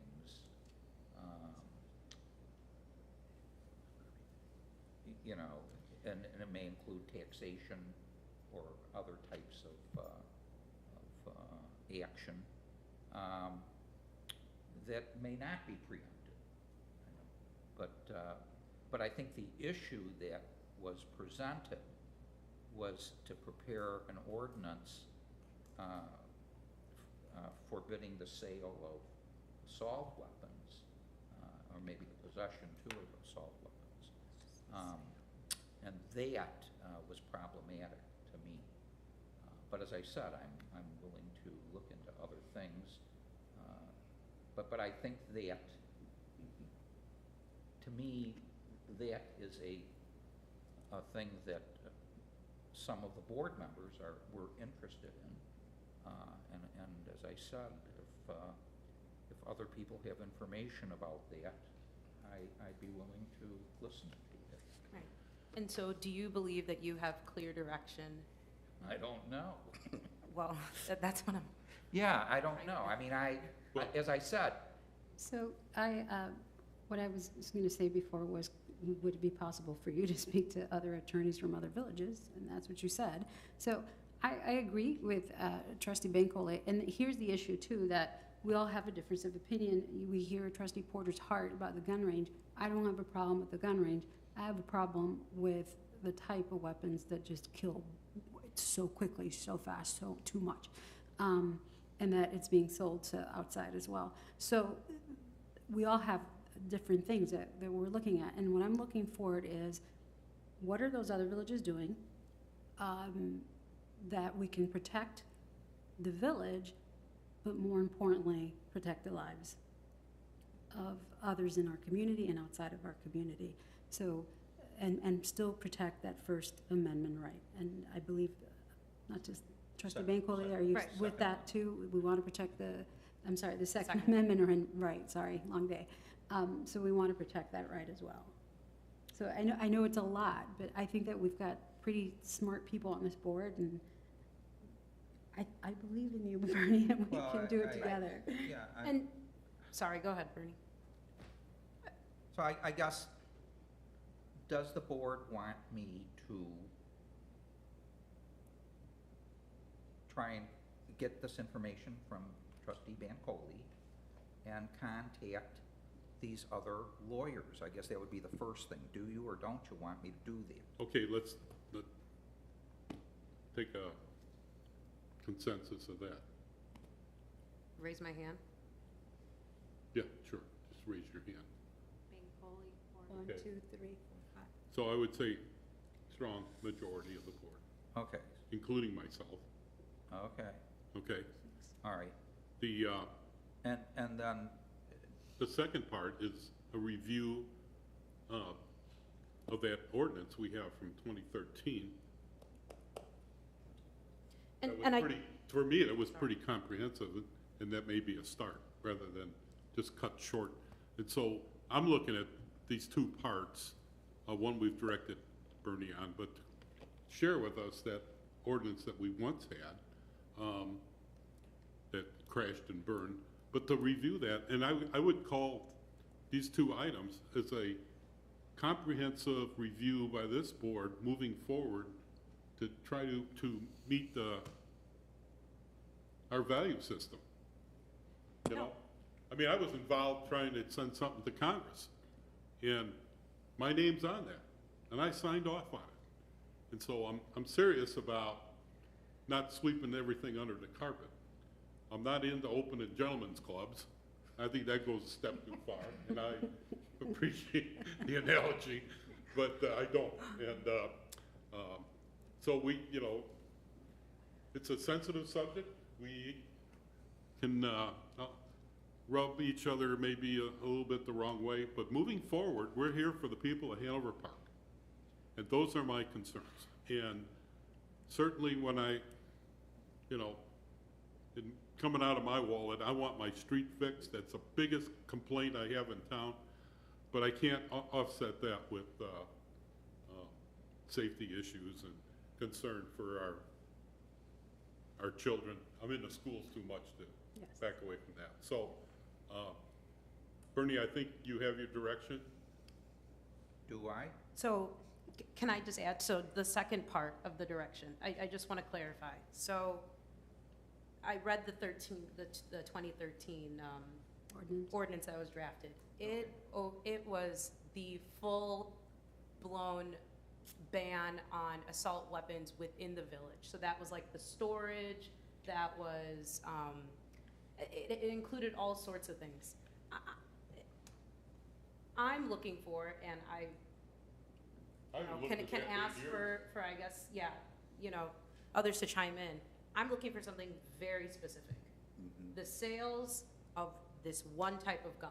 I'm not saying all guns need to be banned. I'm not saying that we're gonna come to your home and check to see if you have this gun. I'm just saying the sales of one specific type of gun. And so I'm just trying to So you clarify can that. possess it in the village, is what you're saying? Yes, Just the sales. Okay. We're just, and, you know, yes, we're if we're I not got that collecting in here, anybody's guns. Yeah, so just to clean it up, just I to, understand. you know. That'd be a very short order. Okay, thank you. It would be. But I would like to do this first step first. Right, which of is- course, of course, Thanks. of course. Thank you. Okay, so we got the first step, and then it'll be And then more let's see where we specific go. on the ordinance. And did we share the ordinance from 2013? I don't recall. She Yes, said the that they- 2013 ordinance went to the full board along with the cover memo and the minutes from that meeting. Oh, okay. I must have missed that. I reserve the right to miss something. And are we clear on direction? Yes. Okay. Juliana is, As long as Bernie is clear on what he's doing. Bernie's clear? I'm understanding that Bernie's gonna look into these other communities. I did hear that, and I saw consensus on the board that he would do that, and he would bring back that information to the board. Right. I heard that, there's interest in potentially an ordinance in the future that was more narrow, but I did not hear consensus from the board that that was a definite step, but Bernie was going to bring this information. We'll have another conversation at Well, I another think- board meeting. I think that's potentially the part two, that it'd be narrow, but I'd like to hear back the research. Are we okay with that? So, Get back the research, and then the part two can be there? right, but I guess. And I assume the issue that you want me to talk to them about is the sale of, Yes. Correct, so Yeah. I just wanna make Got sure it. it's specific, yeah, I got it. right? Well, Okay. and that's, the only problem is that unless those communities have gun shops within their boundaries, they're not gonna have an issue with sales of the weapons. So you may be Well, talking to them. there's other people that can sell besides a gun shop. There's licensed, aren't there licensed gun dealers that could sell? Yeah, there's one 2 blocks from where this place is gone, in Roselle. Well, we're talking about in Hanover Park. No. I believe this is the only business that can sell in Hanover Park. Pardon me? I believe this is the only business in Hanover Park, correct? I mean, can't a licensed dealer sell? Yeah, anyone with an FFL license can sell. And if there's one in Hanover Park, they could sell. If there's a guy who has a car and wants to sell it Okay, in all right, Hanover Park, I couldn't he stand sell it? corrected.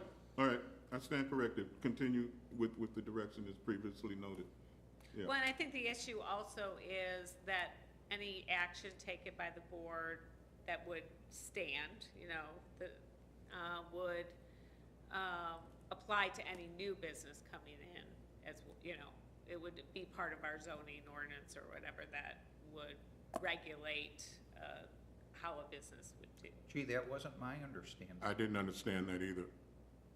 That was not your understanding. I don't think we're gonna grandfather in. No, that's not what I was insinuating. I'm Oh. just saying, when you're saying we only have one now, that doesn't mean that there couldn't be Oh. future Oh, businesses, and that would, I don't think it would get past day one. We got our one. I mean, they went through the hearing process, they went through the special use process. Nobody's gonna go through that. Okay. But Okay. just to clarify, so Juliana said that she did not hear consensus for the second part. I just want to clarify, are there other trustees on the board that would like to, and I just want to make sure I have consensus, specifically have this ordinance? If you're looking for a consensus of the board for the part two, the ordinance, Right, she- specific to the sale of guns, based on some of the feedback we get from the part Yeah, one. pursuant to that. Yeah, yeah. So, do we have a consensus for that? Raise your hand. So is that understood, Juliana? Or is there It's clear to me. clarification Is needed? it clear to you, Bernie? Yeah. I'll write a memo to Juliana. No, but I just want to make sure we understand, we all understand what's going on, so. Yeah, I'd like to have that. So you're saying that if I contact these people, if I get information from these people, if I'm satisfied with that information, that I should do Right, the ordinance? Right, but I'm saying that Juliana did not, I guess, hear that consensus. Have you now heard that consensus? Well, but I also am hearing that if Bernie goes and talks to all of these communities and nobody has a avenue for a legal ordinance, is Bernie still drafting the ordinance and putting it on, having me put it on a future agenda? They didn't, that wasn't part of the Another I think discussion. that's the second part. That That's- wasn't part of the discussion that took place here. That's not happening. Okay, so you guys So understand. you're You adding explain it to things. me later. I just want to make sure everyone is very clear about what we're doing. I think we are. Okay, thank you. And you and I are gonna have a further conversation. Yes, we will. Thank you. Okay.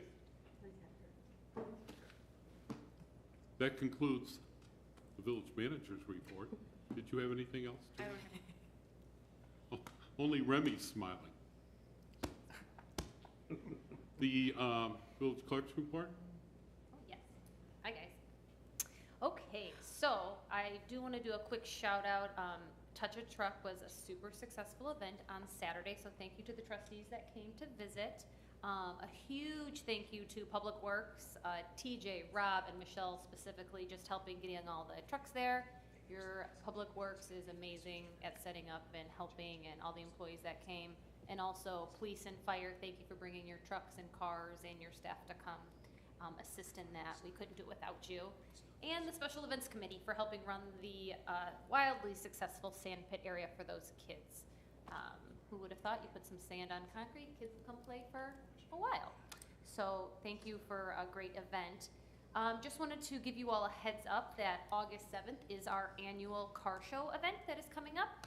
And I want to say thank you to Lisa Gutierrez for helping get the Midwest Star Cars Association or group, I guess, Beautiful. to come in. They're going to be bringing some movie cars in, and we're going to let our residents vote on their favorite movie car from, you know, who knows, they're still collecting cars, but so our residents will have a chance to vote on their favorite movie-inspired car. And I do want direction from the board. We are looking at a new non-for-profit to help us at this event and benefit from the funds that come from the car show. The Alive Center, since it is a new organization in town, non-for-profit, we would love to have them come and assist us and gain some of the funds that we do raise at the event to go back into the Greenbrook Tanglewood neighborhood and help Hanover Park. So with direction from you, is that? And the teen center. Well, yeah, the Alive Center and yeah. Yes. Very Yes. good. Awesome. Thank you, guys. I appreciate. Without objection, you have your direction. Thank you. I thought it was a nice. But you picked on TJ, and it was the one component I forgot, picking on TJ. Well done following the storms to your team, to your crew. The mayor, in his usual manner, drives around the town, and my wife wonders why I just don't make phone calls. But anyway, I did do that also. Well done to your team. I saw a good cleanup, and we did lose power for an extended period of time over in the Old Salem area and the Hanover Township, portion of Hanover Township. Thank you for triggering my brain on that one. I have one more thing. Hold on. Oh, you got one more thing? Just one more thing. So I just want to speak to the minutes that I just want to kind of make a statement and just so that everybody's on the same page with our minutes. After speaking and doing research these past couple weeks from the International Institute of Municipal Clerks and reviewing the parliamentarian document that was provided for the minutes given to me by IIMC, the only requirements, just so you all know, to be in the minutes are actions that must be taken by the board. So the consent agenda and what you normally approve. The transcription of the minutes are to be done in a summary format and not verbatim per rules of order. And my job as the elected village clerk of Hanover Park is to decide what goes into the minutes. And I will ensure that the minutes reflect what is happening in our town of Hanover Park specifically. The live recording will always be located and available to our public on the website. They do not go away. So I just wanted to make that clear so we're all on the same page for minutes and that sort of thing. And the learning continues. Well done. I learned a lot. Thank you, And Christie. that concludes my report. Oh, good, that's the key component. Trustee Gutierrez. Oh, Bernie, trustee. Our I have no, Corporation I have nothing Council further. report, thank I you, have nothing. Bernie. Trustee Gutierrez? Hi, yes. First of all, I really appreciate all the dialogue today and the passion that we have. I have to say, in the history of Hanover Park, there's never been a more diverse board. And I believe that is what's going to bring us together around this issue. So moving forward, transportation meeting is tomorrow. I just want to reiterate that we are a desert when it comes to public transportation, so we're looking at how the different townships can communicate with each other, what can PACE bring to the table, and I'm also looking at what types, if we can bring a bike system that, like the divvy bikes that we can have at the Metro or at points where people need to travel to and from stakeholding agencies within the township. And I think that that's going to be thinking about how our village center is changing and modernizing and being just going to be beautiful. I think you're going to have people that might want to use those bikes and just explore a little bit further down where the fields are, et cetera. And then for our students, they're amazing as well. Also want to remind people that on June 29th, it's a rally for mental health over at Bussey Woods and Shelter 6 in Arlington Heights and Higgins, as we're looking at ways to answer, and this is very much married to our issue with, that we're talking about with the guns, mental health and how the townships can create mental health boards that help. Our little town can't carry that weight to solve this issue, but the townships can. They can create these mental health boards that can serve our towns as well.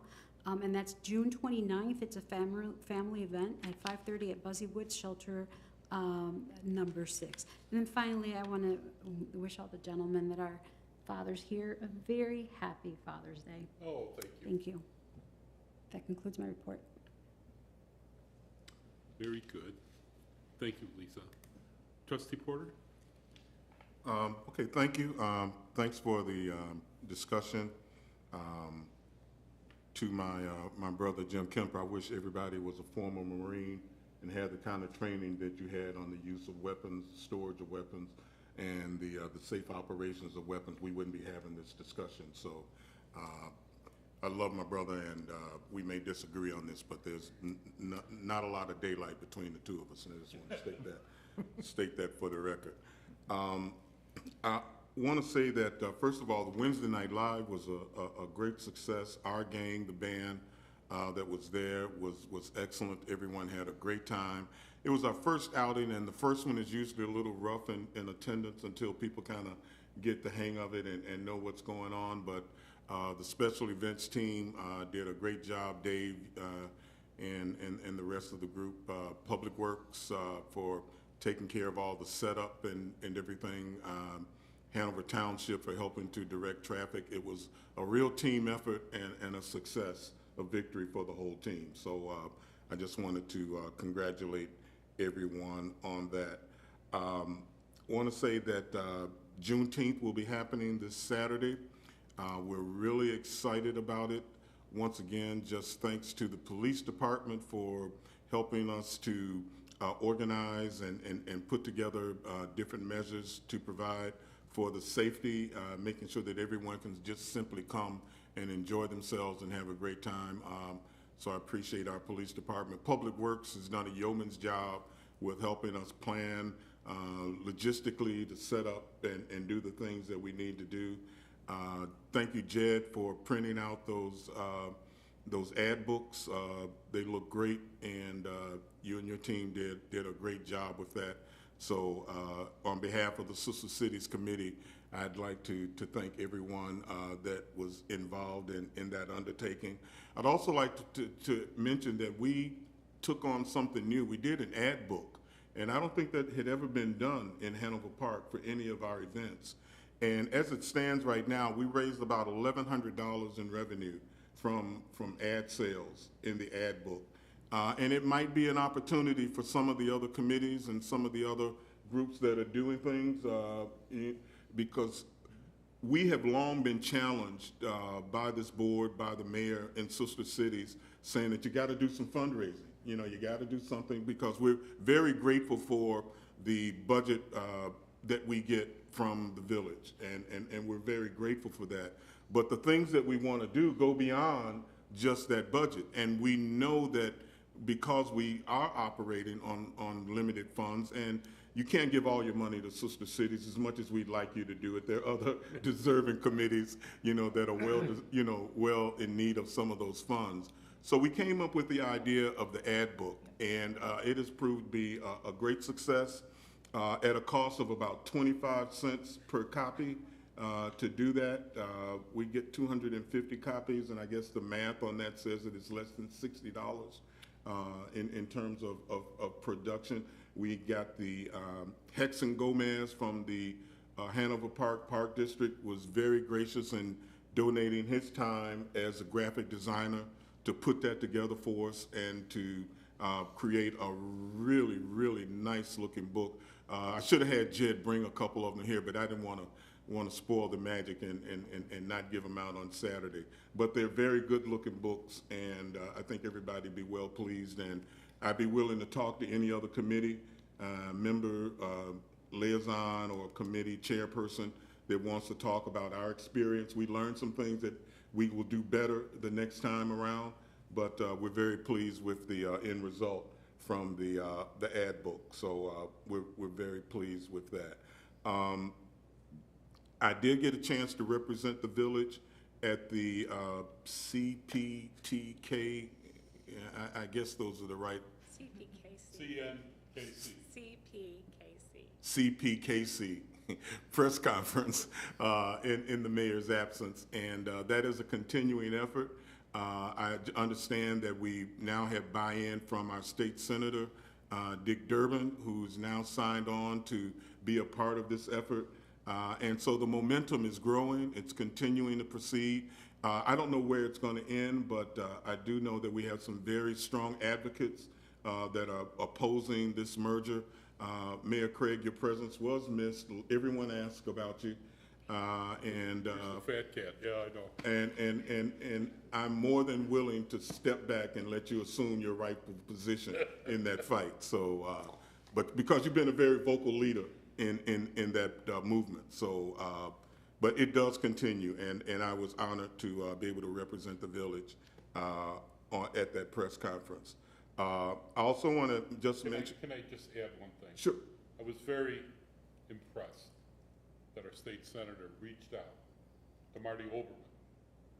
Now, these are all Chicago guys, right? Marty Oberman heads up the SDP. I've been on a board with Marty Oberman. These are quality people, and I'm the eternal optimist that the outcome will be very positive. And we saw last Saturday at the Touch a Truck, that 2.5 minute freight that went by. Right. That was, CPKC. I took a video of the whole blooming thing. Hanover Park is well situated with our 2 bridges, not every other county. So I want to thank you personally. I didn't misadvise you. I said you would not have to speak. But you spoke anyway, and quite eloquently, and represent the people of Hanover Park very nicely. Thank you. Thank you. Thank you. I thank all the board members once again, like I said, for the passionate discussion. We'll come up with something to deal with this issue. We're charged with that by our voters, by our residents, by our community to do so, and I have every confidence in this board that we will come together and come up with a solution. I have no doubt that we will do that. And finally, I just want to admit that today I attended my first meeting as a new commissioner on the Housing Authority of Cook County, and I'm very pleased to represent the village on that commission. They're doing some very positive things, mixed income housing. They're very interested in the northwest suburbs. They just completed a contract for 85-unit veterans housing in one of the south suburbs, because I expressed from the beginning that one of the things that I would be advocating for was for addressing the homelessness amongst our veterans. I think it's a shame that in America, as I mentioned to them, we love the soldiers, but we kind of ignore the veterans, and wanted to make sure that that issue is addressed. And then the other issue that they're going to be taking up that I'm advocating is homelessness amongst our children, students, our student population. I've been married to an educator for 45 years, and I know what happens when you have students that are homeless, that are trying to get the benefit of an education, but sleeping in cars, sleeping in abandoned buildings, couch surfing, all of the different things that they do while they're trying to attend school. And that is one of the issues that they're also going to be addressing, amongst other seniors and disability and everything. So I'm proud to represent the village on that board, and hopefully I'll be able to bring back some very positive results and projects that will be to the benefit of not only Hanover Park, but to the overall Northwest community. So, and with that, that concludes my report. Thank you, Trustee Porter. Trustee Kemper. First of all, thank you, Herb, for your compliments. You're my favorite person to disagree with, and I love you, and I love you as much. I always look forward to working with you, no matter what. And with that, with the rest of the board, as a Marine, my oath of enlistment never expires because it's invoked by God, okay? So I'm there to defend the Constitution, whether it's the First Amendment, Second Amendment, the 14th Amendment, etc. But always remember, the Second Amendment guarantees the rest of the amendments. So with that, I'm looking very forward to the Juneteenth celebration this Saturday. It's an important part of our history, and the weather looks like it's going to be good. Yeah. And the entertainment's going to be good, and it looks like we're going to have some pretty good attendance. So I look forward to seeing everybody there, and I'm ready to talk to anybody that has questions in regards to what Sister Cities does.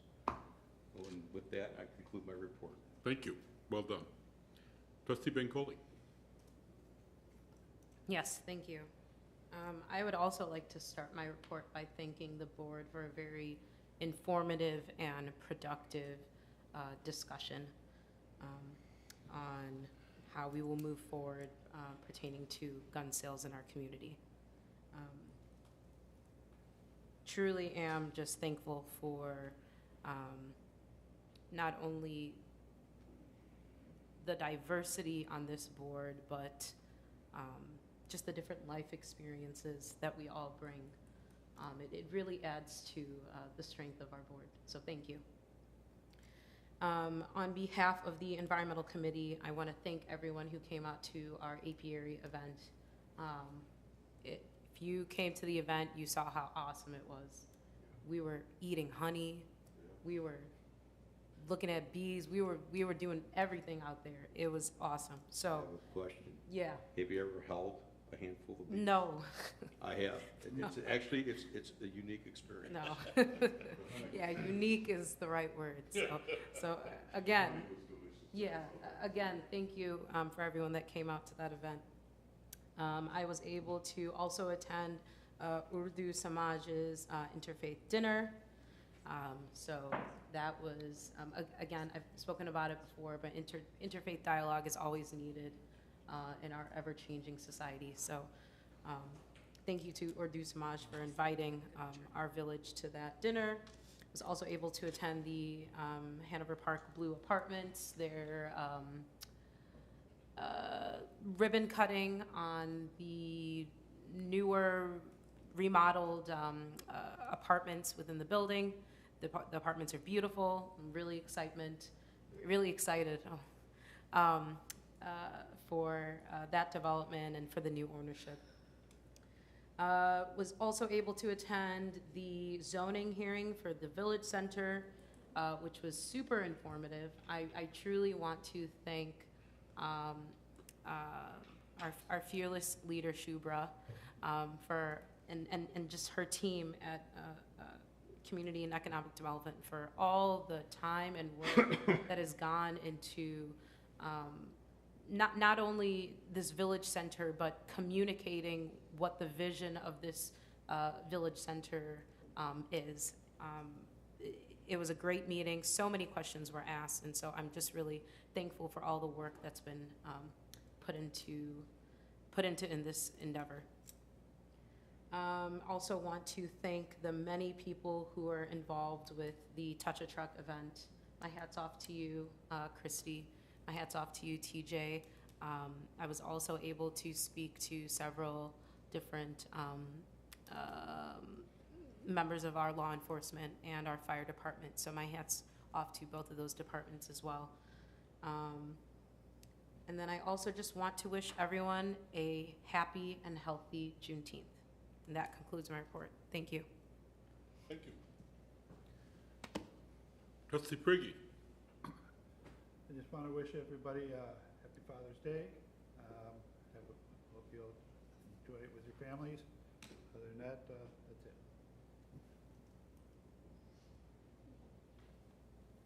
Trustee Bassani. I would like to start my report with thanking the whole board as well for having such debate. It's important to have debates. It's important to have that representation of opinions that we have, that we build within our backgrounds as to where we come from and have that dialogue here. So thank you for that experience in itself, and what we come about it in the future, it's to be seen. So with that, every time Trustee Bancoli goes before me, she steals the thunder. So, well, I was going to talk about, I'm the liaison, Trustee Bancoli, but thank you.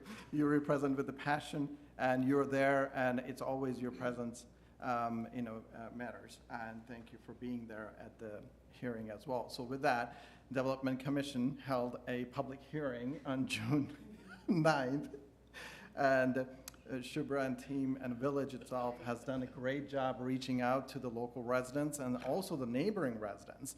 So some people are also from Bartlett, coming and showing their concerns, about the land development idea itself alone. I think there was some confusion around there as to people thinking that it's just going to become this commercial concrete jungle as soon as we pass this zoning.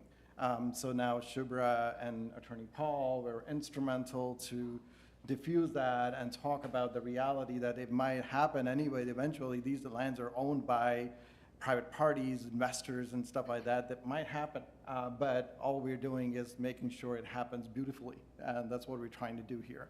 So again and again, you echoed your voice, and it was very informative for me to be there, and I don't think there was much change except a little one property zoning was changed with one of the concern from the residents, but it will be forwarded to the board soon after Attorney Paul reviews the codes and everything else. With that, also Juneteenth is need volunteers. So I know I received a call from the Sister City committee member asking for anybody who's available that day, if they could come in early and help out, that would be great. So I want to pass that message. With that, I conclude my report. Thank you. Thank you, Trustee. I'm sorry, can I add one more thing? Uh-oh. So Attorney Paul played a vital role during the Village Center zoning hearing. And I also just want to acknowledge you because you did such a beautiful job of explaining things in layman's terms to the many residents that were here. So I want to also just acknowledge you and thank you for the role that you played during that hearing. Thank you. I'm the ultimate layman, so that's why he's here. Okay. And by the way, did I ever announce that I swapped leadership roles for whatever, the community development, or what are the Economic. two committees? I want to make sure. Economic. Pardon me? Economic development, Economic development and with the CIDC. CIDC. So I have, Excellent chance. it was in the packet? Okay, but I just wanted to make sure that I didn't want to forget that again, because And I'm sorry, I sent Barry an email. I'm going to fail you the first meeting because I have to go to college orientation, so I will not be here next week. very good. Okay. I just wanted to make sure that popped into my head. Who's next here?